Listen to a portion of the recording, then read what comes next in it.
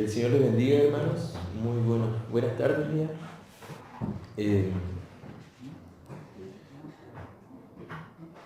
Hoy día llegamos a el profeta Abdías. Habíamos estado revisando el profeta Oseas, el profeta Joel, el profeta Amós, y hoy llegamos a el libro de Abdías, que es muy particular porque tiene solo un capítulo, compuesto de 21 versículos. Sin embargo, tiene un mensaje muy importante para nuestra vida espiritual y lo desarrollaremos en esta tarde, Dios mío. El texto central del sermón del día de hoy lo encontramos en Abdías, precisamente desde el versículo 2 al versículo 4, que dice así: He aquí, pequeño te he hecho entre las naciones, estás abatido en gran manera. La soberbia de tu corazón te ha engañado, tú que moras en las hendiduras de las peñas, en tu altísima morada, que dices en tu corazón: ¿quién me derribará a tierra? Si te remontares como águila, y aunque las estrellas pusieres tu nido, de ahí te derribaré, dice Jehová. Oremos. Padre amado, te doy muchas gracias, Señor, por esta oportunidad que nos das de reunirnos, Padre, para recibir tu mensaje, para escudriñar tu palabra, Señor, para que ella ilumine nuestro corazón, para que ella ilumine nuestro caminar.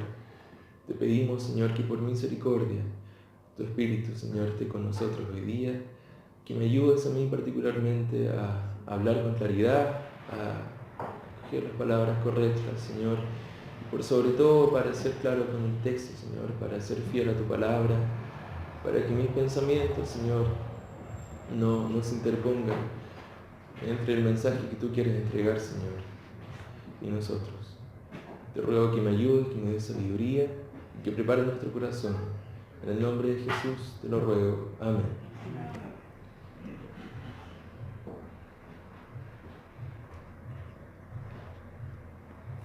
La profecía de Abdías está dirigida al pueblo de Edom. No sé si ustedes conocen el pueblo de Edom, pero ellos eran los descendientes de Esaú.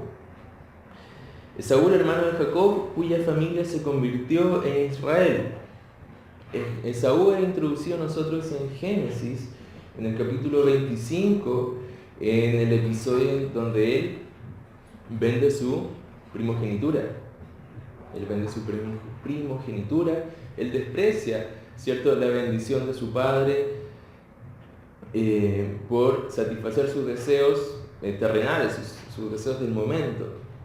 Y en el capítulo 27 encontramos el episodio cuando es suplantado por su hermano Jacob, quien toma la bendición que le correspondía al hermano mayor. Entonces, en Génesis 25 y 27 es introducido a nosotros el personaje de Esaú, y a lo largo de la historia de Israel, sus descendientes, el pueblo de Edom, fue un adversario de Israel, aunque compartían el ancestro, ¿cierto? Eran ambos descendientes de Abraham, ellos eran adversarios. Entonces, en el libro de Abdías nos encontramos entonces con el Señor levantándose en batalla en contra de los descendientes de Saúl. Encontramos a Dios levantándose en batalla contra el pueblo de Edom. Y nos dice: He aquí, pequeño te he hecho entre las naciones, estás abatido en gran manera. Edom había llegado a ser una gran nación. Poseían sabiduría pagana, pero sabiduría al fin y al cabo. Tenían poder militar y una privilegiada ubicación, como vamos a ver en el desarrollo del sermón. Pero Dios determinó que iba a ser abatida. Y Abdías profetiza las cosas que van a venir, ¿cierto? Las profetiza de forma como si estas ya hubiesen sucedido. Dice: He aquí, pequeño te he hecho entre las naciones, y estás abatido de gran manera.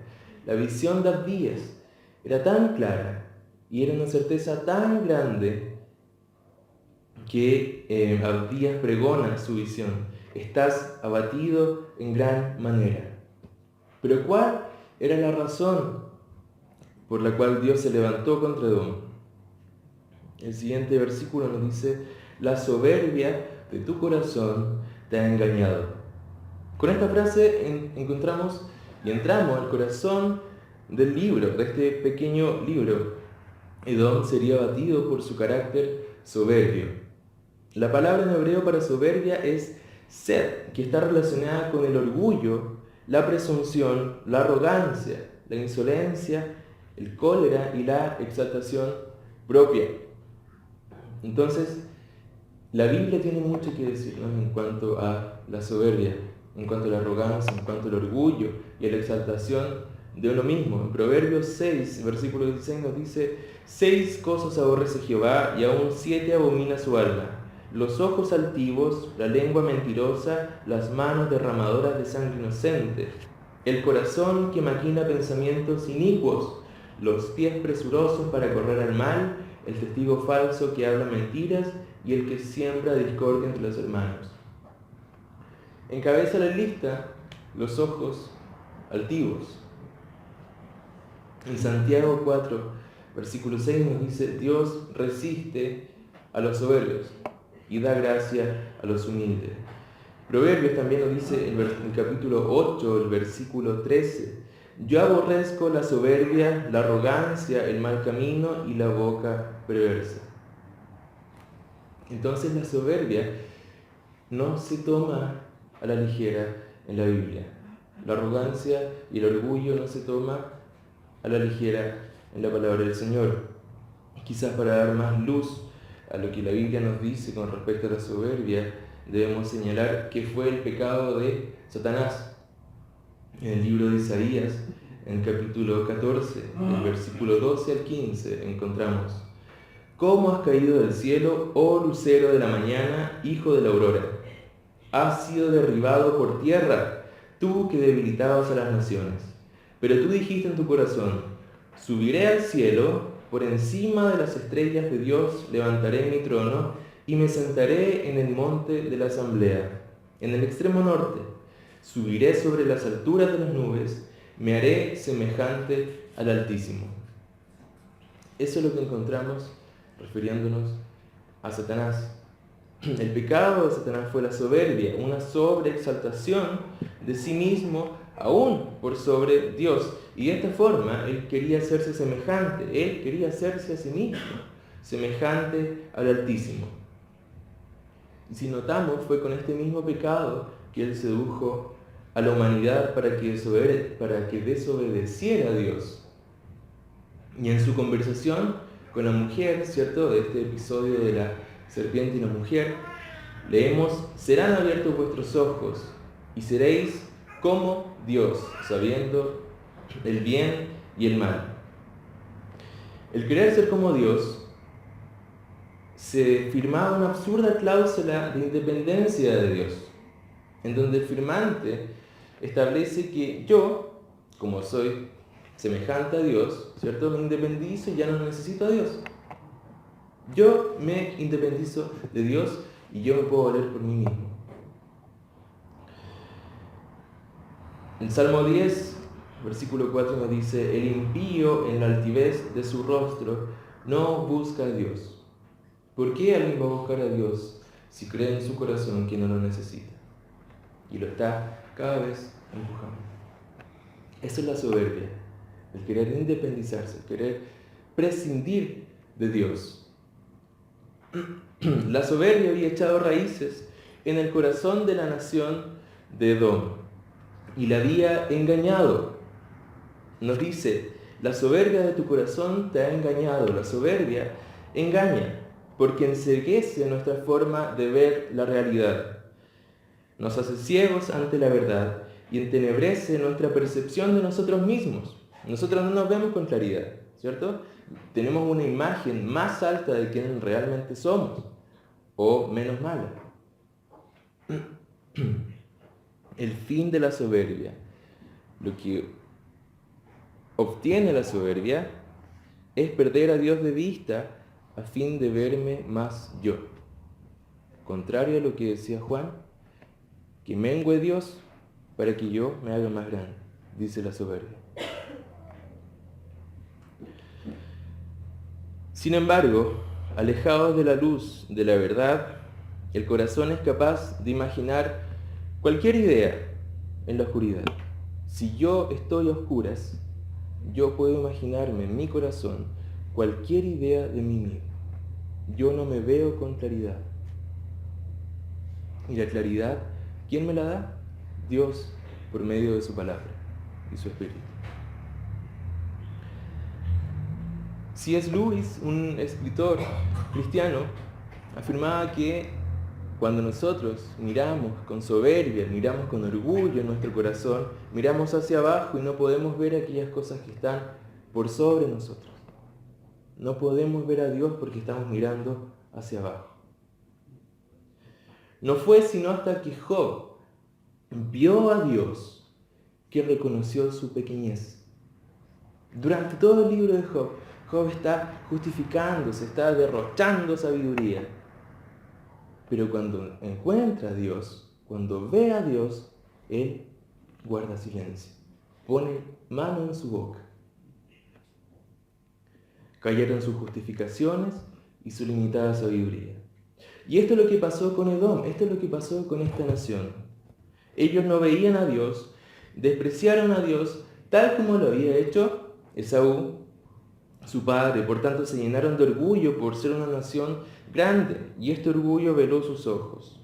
Ellos habían declarado su capacidad, ellos habían firmado una cláusula de independencia en la que decían que podían vivir sin Dios, que podían prescindir de Dios. El siguiente texto dice: tú que moras en las hendiduras de las peñas, en tu altísima morada, que dices en tu corazón, ¿quién me derribará a tierra? El pueblo de Edom vivía en un lugar muy particular. Ellos literalmente vivían a las alturas, vivían en unos roqueríos muy altos, en una ciudad llamada Petra. Y ustedes lo pueden buscar ahí en internet, todavía está la ciudad. Y es muy particular porque es una ciudad labrada en piedra. Era una fortificación natural.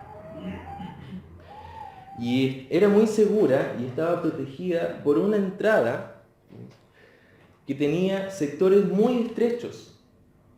Entonces era una ciudad labrada en tierra y cuya entrada tenía sectores muy estrechos que los estudiosos dicen, arqueólogos, que apenas caía un hombre con un caballo. Entonces era muy poco probable que esta ciudad fuera invadida. Se podía defender también muy fácilmente. Se dice también que muchas naciones depositaban allí sus riquezas, su oro, su plata, porque era un lugar donde iban a estar bien resguardadas, bien custodiadas. Entonces ellos estaban llenos de esa seguridad en sí mismos, de la protección que le brindaban estas altísimas rocas labradas. Reafirmaban que no necesitaban a nadie más que sí mismo cuando se preguntaban, ¿quién me derribará a tierra? Pero Dios responde y dice en el siguiente verso: si te remontares como águila, aunque entre las estrellas pusieres tu nido, de ahí te derribaré, dice Jehová. El sí que está al principio establece una suposición. Es como si Dios te dijera, bueno, tú dices que nadie te va a derribar de ahí donde estás. Imagina por un momento que tienes alas de águila y subieras tan alto, que hicieras tu nido entre las estrellas. Entre las estrellas. Imagina eso. De allí, dice Dios, te va a alcanzar mi mano y te va a traer abajo. Así como no hay rincón en la creación que Dios sostiene con sus manos, que Él no puede escudriñar, no hay rincón del ser humano que el Dios creador de todo lo que existe no puede alcanzar. No hay ámbito de nuestras vidas, no hay rincón de nuestro corazón que Dios no pueda alcanzar. No hay nación, ninguna potencia mundial, no hay poderoso, por más que se establezcan tratados, por no más que se establezcan y se junten las naciones más poderosas. No hay poderoso que Dios no pueda hacer caer. Y no hay tal cosa como la independencia de Dios. Eso es solo un espejismo producido por la soberbia. Cuando el hombre o una nación, como lo vemos hoy en día, declara que Dios se ha vuelto innecesario para ellos. Ya no necesitamos a Dios. Ya no necesitamos la explicación o la excusa de Dios. Aquel que dice que no necesita a Dios, aquel que proclama que no necesita a Dios, está tomando de Dios cada segundo de aliento para vivir. Y cada átomo de su cuerpo depende de la misericordia de Dios para existir.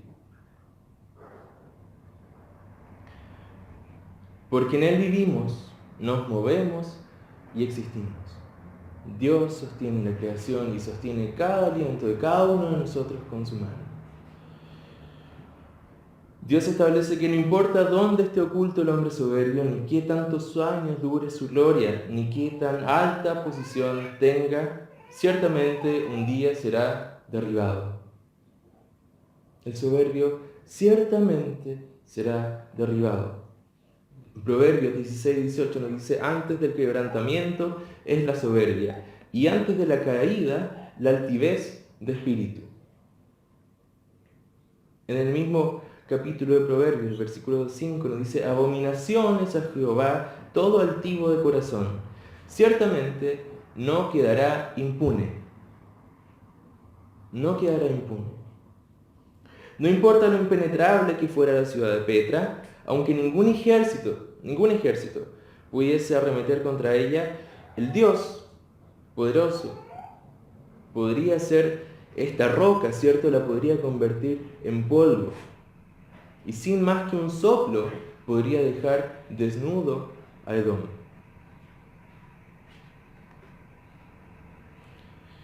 El versículo 6 del día nos dice: cómo fueron escudriñadas las cosas de Saúl, sus tesoros escondidos fueron buscados. Dios dice que si vienen ladrones, ¿cierto?, a escudriñar, a robar, ellos van a tomar aquellos que les sirva, aquellos que necesiten. Pero Dios dice que cuando Él venga, no va a dejar nada. Totalmente desnudo al soberbio.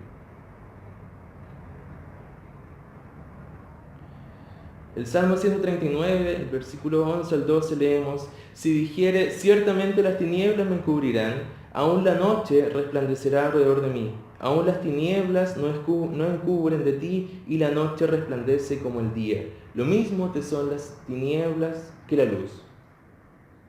El juicio de Dios es ineludible. Los juicios del Señor son ineludibles.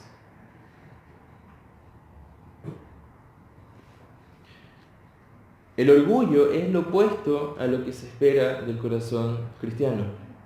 Quien es llamado a ser un siervo, a servir al Señor, a reconocer su bajeza delante de Dios y reconocer que todo lo que es, todo lo que ha llegado a ser, que todo lo que tiene, toda la sabiduría, cualquier don, todos los bienes materiales y primeramente la salvación provienen de Dios. Todos los dones son de Dios.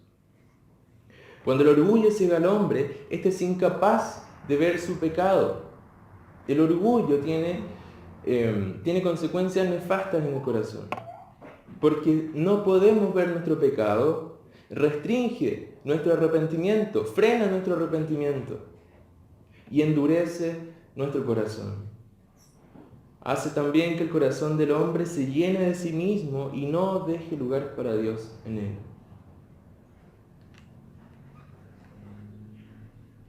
Se dice que de la abundancia del corazón habla la boca. Y nosotros somos llamados a proclamar a Cristo, a proclamar la gloria de Dios. Pero ¿qué pasa si mi corazón está lleno de mí mismo? Yo voy a hablar de mí. Y voy a decir: ya, espérate un poquito, después te proclamo a ti. Déjame hablar de mí. tan silencioso, tan escurridizo es el orgullo que puede escalar en el corazón del cristiano, incluso cuando éste está al servicio de Dios. Puede escalar en el corazón del predicador. A todos nos gusta que nos digan: ¡oye, qué bien, hermano! Nos sentimos bien. Puede escalar en el corazón de aquel que enseña a los demás hermanos. Y de forma tan horrenda puede escalar en el corazón cuando estamos orando de rodillas frente a la presencia de Dios. Yo te agradezco porque no soy como ese que está ahí. Pucha, que voy bien en mi santificación. ¿Cierto? Es por eso que debemos estar tan atentos, tan despiertos, y estar constantemente alumbrando nuestro corazón, buscando con la palabra de Dios, como si una linterna, buscando en nuestro corazón, en todos los rincones, y apagando cualquier fuego de orgullo que se esté levantando. Lo opuesto al orgullo, la humildad, es característico de la vida cristiana. Es determinante nuestra actitud de sumisión, someternos ante Dios, sumisión ante su palabra y sumisión a su autoridad en obediencia, obedecer al Señor. Es determinante también la humildad entre hermanos, entre nosotros, no siendo sabios en nuestra propia opinión, no siendo altivos por nuestra labor, por nuestro desempeño, no dejando que la soberbia anide nuestro corazón, no dejando que el orgullo nos adormezca con su alabanza, nos embobe con su alabanza, y amando a Dios por sobre todas las cosas. Ese es el primer mandamiento, ¿cierto? Amarás a tu Dios por sobre todas las cosas, sobre todo lo demás, incluso por sobre nosotros mismos. Pero ¿qué pasa si yo me pongo en la lista al principio? Yo me amo primero a mí mismo, si no me ama a mí no puedo amar a nadie más, dice alguno. Pero la Biblia nos llama a amar primero a Dios por sobre todas las cosas. Negando nuestra gloria, nuestra gloria y dando la gloria a Dios. Pedro en su primera carta nos exhorta también, en 1 de Pedro, capítulo 5, versículo 5, nos dice: revestíos de humildad, porque Dios resiste a los soberbios y da gracia a los humildes. En 2 de Corintios, el capítulo 10, del versículo 17 al 18, más el que se gloríese en el Señor, porque no es aprobado el que se alaba a sí mismo, sino aquel a quien Dios alaba.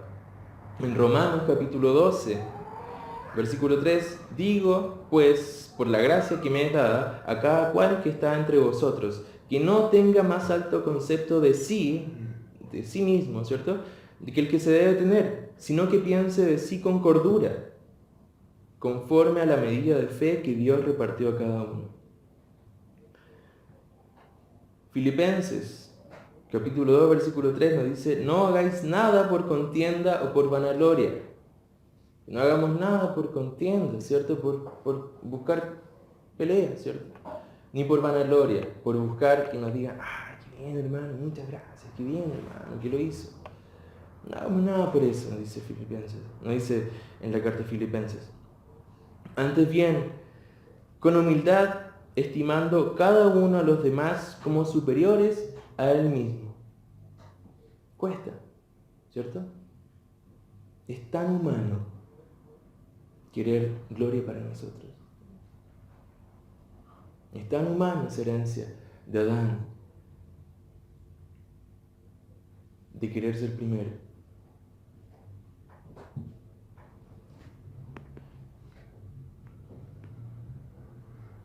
Y la Biblia se refiere a una modestia fingida, a un sí, yo soy humilde, ahí bajo perfil. No una modestia que busque aparentar. Eso sería ser orgulloso por mi humildad. Qué contradicción más grande. una humildad ante Dios. Es por eso que es tan importante que nosotros miremos a Dios.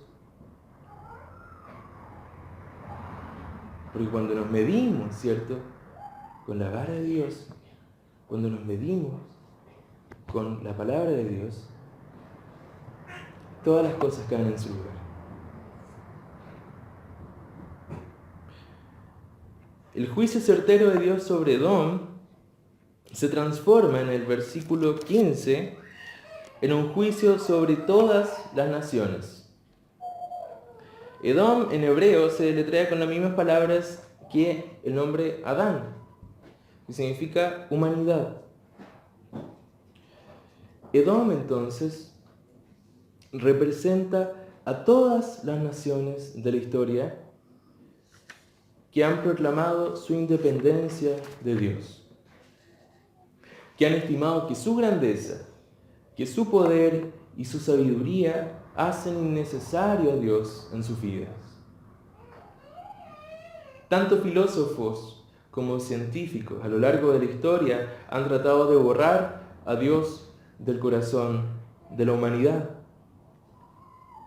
En medida que se han ido desarrollando, nosotros podemos pensar, ya no necesitamos atribuirle a todas las cosas que vemos a Dios, ¿cierto?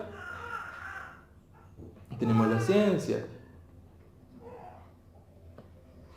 Pero vendrá el día en que todas las naciones serán puestas delante de la presencia de Dios y serán juzgadas.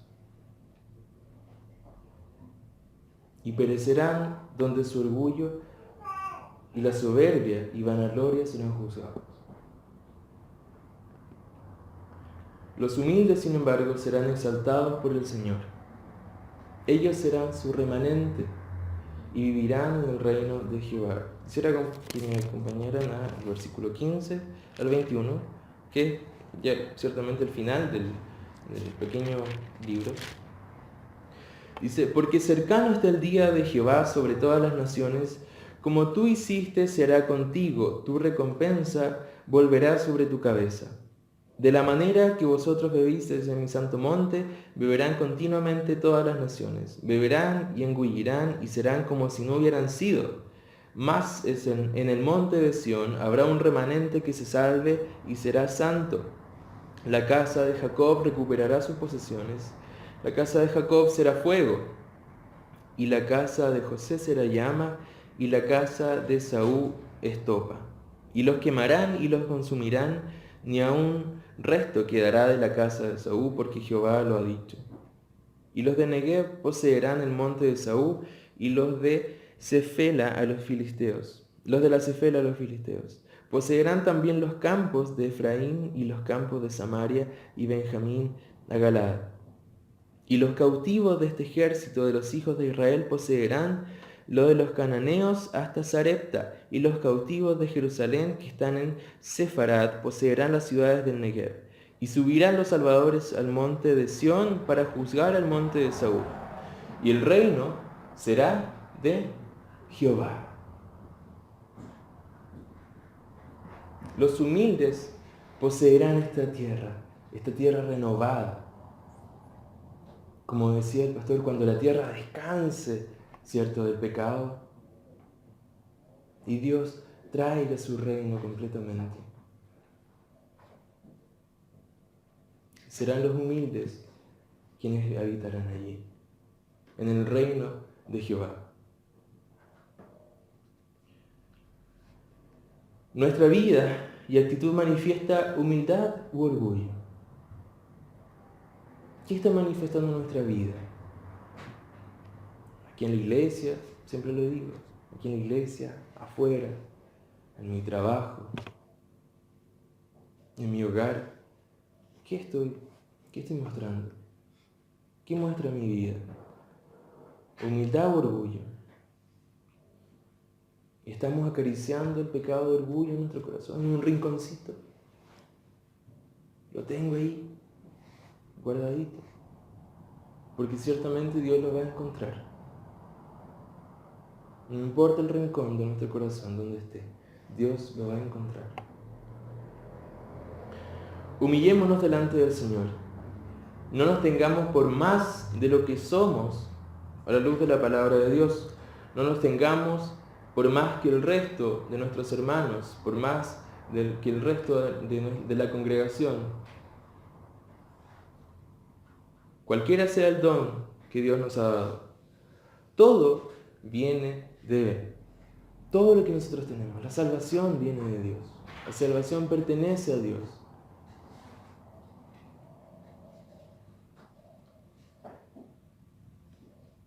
Todo viene de Él y todo es para su gloria, no para nuestra gloria, no para nuestra alabanza, sino que para su alabanza.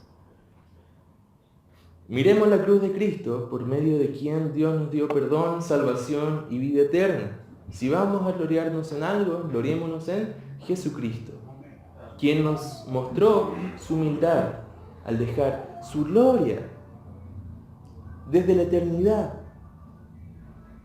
Él vino, ¿cierto?, a pagar por nuestra rebelión, vino a pagar por nuestros pecados. Debemos mirar la cruz de Cristo para matar nuestro orgullo. Debemos considerar nuestra vileza, nuestra bajeza, nuestro pecado, que tuvo que hacer que Dios, ¿cierto?, enviara a su Hijo a morir por nuestros pecados.